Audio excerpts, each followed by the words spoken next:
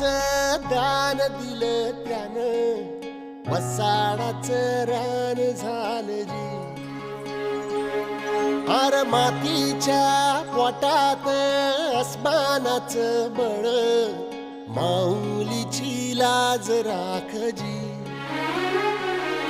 या मिनमिन त्या दिव्याला तू साकड घाल, यात